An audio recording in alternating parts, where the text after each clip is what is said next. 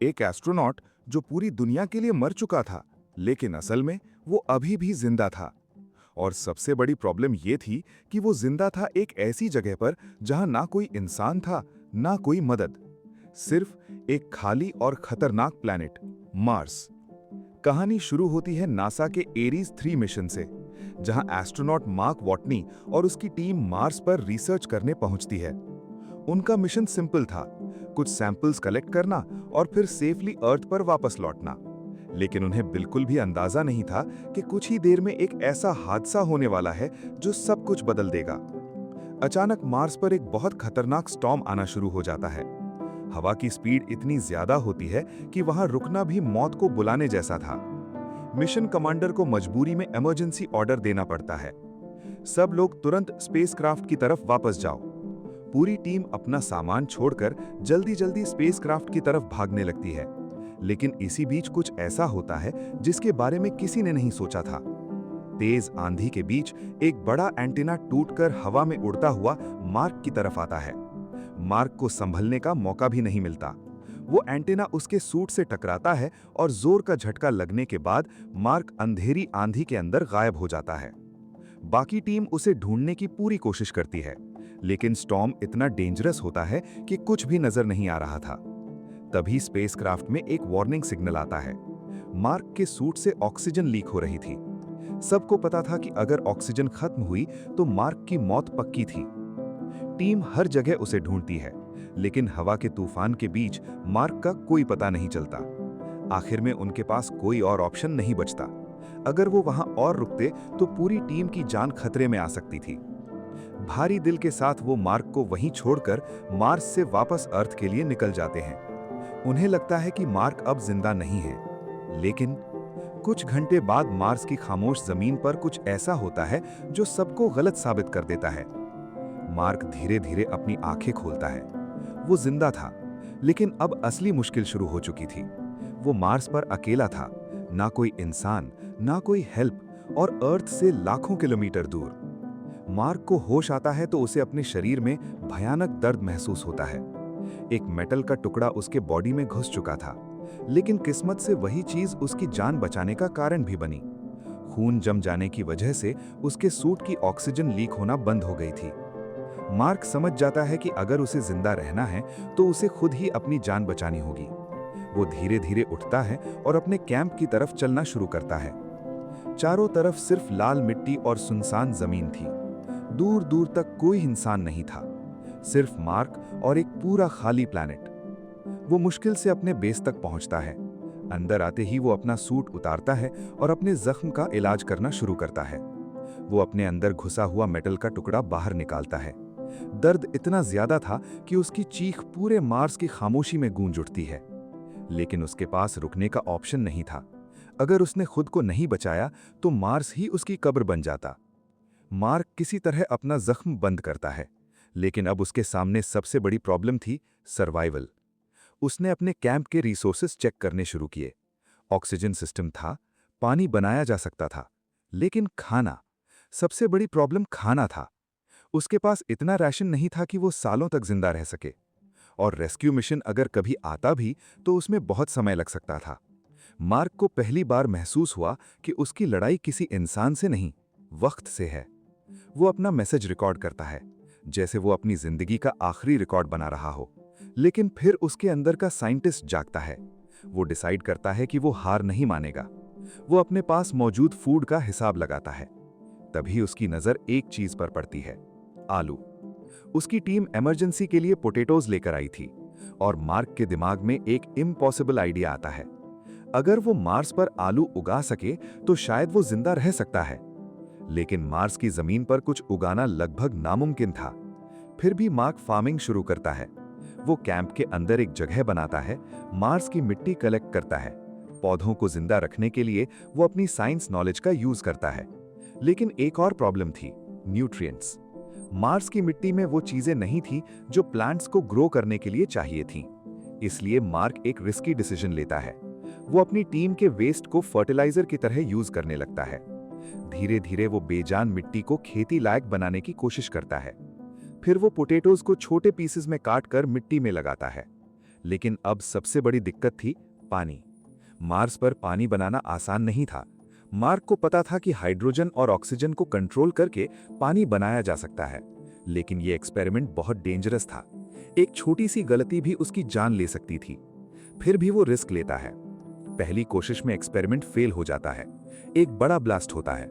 Mark बच जाता है, लेकिन उसे समझ आ जाता है कि मार्स पर एक छोटी गलती भी मौत बन सकती है।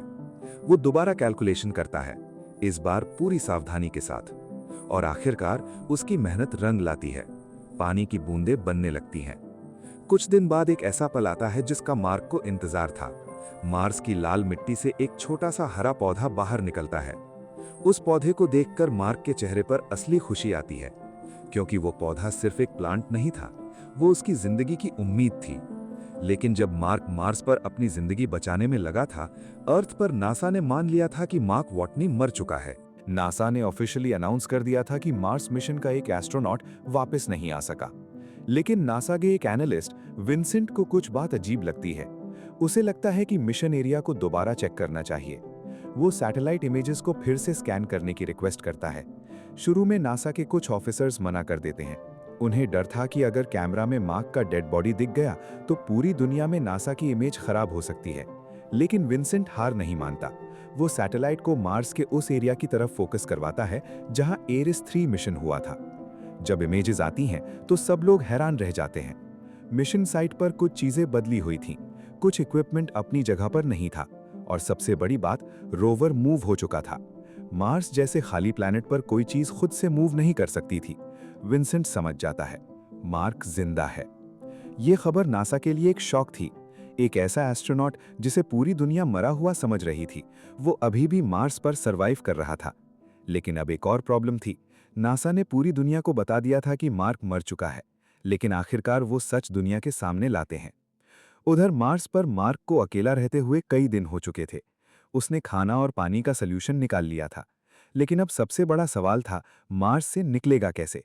मार्क को पता चलता है कि फ्यूचर मिशन एक दूसरी जगह लैंड करेगा, लेकिन वो जगह उसके करंट लोकेशन से हजारों किलोमीटर दूर थी। अगर उसे बचना था तो उसे खुद वहां तक पहुंचना पड़ेगा। मार्क अपने रोवर को चेक करता है। रोवर इतनी दूर की जर्नी के लिए बना ही नहीं था, लेकिन मार्क सिर्फ एस्ट्रोनॉट नहीं था, वो एक ब्रिलियंट इंजीनियर भी था। वो रोवर के पार्ट्स को मॉडिफाई करता है। कई दिन की मेहनत के बाद वो रोवर को ट्रैवल के लायक बना लेता है। अब उसके सामने पूरा मार्स क्रॉस करने का मिशन था। मार्स की रात बहुत ठंडी होती थी। इंसान कुछ ही देर में जम सकता था। इसलिए मार्क एक रिस्की प्लान बनाता है। वो न्यूक्लियर पावर सोर्स को यूज करता है जो मिशन के टाइम मार्स पर छोड़ा गया था। रिस्क बहुत बड़ा था, लेकिन सर्वाइवल के लिए उसके पास कोई और ऑप्शन नहीं था। अब रोवर उस पावर सोर्स की हीट से चल सकता था। दूसरी तरफ नासा मार्क को बचाने के लिए इमरजेंसी मिशन बनाता है, लेकिन वक्त बहुत कम था। नासा की पूरी टीम दिन रात काम कर रही थी। उधर मार्क अपने रोवर से मार्स के खतरनाक रास्ते पर आगे बढ़ता जा रहा था। हर दिन एक नई चैलेंज लेकर आता था, लेकिन मार्क रुकता नहीं। सफर के दौरान उसे एक पुराना नासा पाथफाइंडर मिलता है। ये वही डिवाइस था जिसका कॉन्टैक्ट सालों पहले टूट चुका था। मार्क को एक आइडिया आता है, अगर वो पाथफाइंडर को चला पाया तो शायद वो अर्थ से बात कर सकता है। वो उस डिवाइस को रिपेयर करता है, और फिर एक इम्पॉसिबल चीज होती है, पाथफाइंडर दोबारा काम करने लगता है। अर्थ पर नासा टीम ये देखकर हैरान रह जाती है। मार्क कैमरा के सामने एक मैसेज रखता है, क्या तुम मुझे रिसीव कर रहे हो? नासा कैमरा को मूव करके जवाब देता है, यस।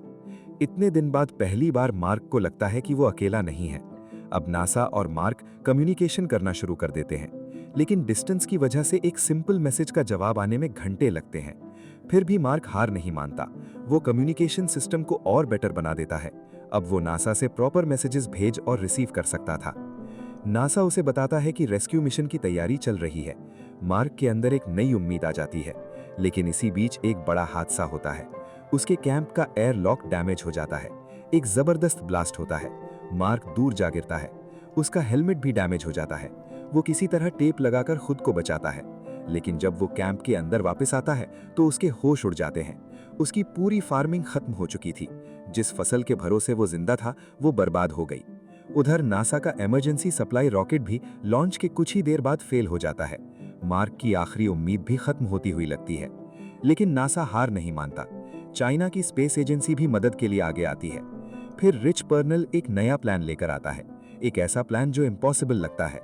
वो स्पेसक्राफ्ट को अर्थ पर लाने के बजाय अर्थ की ग्रेविटी का यूज करके दोबारा मार्स भेजने का आइडिया देता है। रिस्क बहुत बड़ा था, लेकिन क्रू मेंबर्स डिसाइड करते हैं कि वो मार्क को अकेला नहीं छोड़ेंगे। अब फाइनल रेस्क्यू मिशन शुरू होता है। उधर मार्स पर अपनी लास्ट जर्नी स्टार्ट करता है। कई दिन के डेंजरस सफर के बाद वो लॉन्च साइट तक पहुंच जाता है। लॉगिट को हल्का बनाने के लिए उसे बहुत सारी चीजें हटानी पड़ती हैं। आखिरकार लॉन्च का टाइम आ जाता है, काउंटडाउन शुरू होता है और मार्क मार्स से ऊपर उठ जाता है। लेकिन अभी खतरा खत्म नहीं हुआ था। उसका स्पेसक्राफ्ट हर्मिस से दूर था। क्रू मेंबर्स पूरी स्पीड से उसके पास पहुंचने की कोशिश करते हैं, लेकिन दोनों स्पेसक्राफ्ट की स्पीड मैच नहीं हो रही थी। अगर वो फेल होते तो मार्क हमेशा के लिए स्पेस में खो सकता था। तब कमांडर लुइस एक फाइनल रिस्की डिसीजन लेती हैं। वो स्पेसक्राफ्ट की डायरेक्शन चेंज करने के लिए डेंजरस प्लान यूज करती हैं। प्लान काम करता है और मार्क हर्मिस के करीब पहुंच जाता है। लेकिन फिर भी एक डिस्टेंस बाकी थी। मार्क अपने सूट में एक छोटा सा होल करता है। निकलती हवा के प्रेशर से वो स्पेस में आगे बढ़ने लगता है। ये उसकी जिंदगी का सबसे रिस्की मोमेंट था। अगर वो मिस करता तो सब खत्म हो जाता।